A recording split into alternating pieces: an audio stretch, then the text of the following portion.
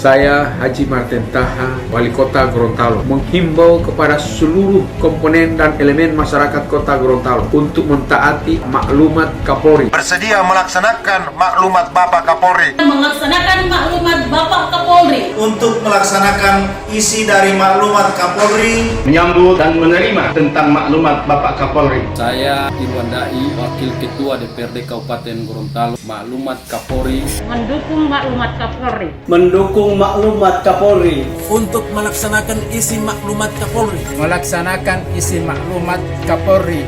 Untuk mendukung dan melaksanakan isi maklumat Kapolri. Untuk melaksanakan isi maklumat Kapolri.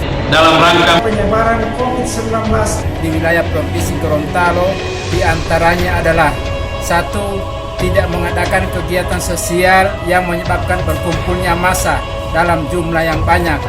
2. Tetap tenang dan tidak panik serta lebih meningkatkan kewaspadaan. 3. Apabila ada hal yang mendesak dalam melaksanakan kegiatan, tetap memperhatikan prosedur pemerintah terkait corona dan tetap menjaga jarak. 4. Tidak melakukan pembelian dan atau menimbun kebutuhan bahan pokok maupun kebutuhan masyarakat lainnya. 5. Tidak menyebarkan berita hoax terkait corona. Gorontalo menjaga, Gorontalo bertahan, Gorontalo melawan. Wassalamualaikum warahmatullahi wabarakatuh.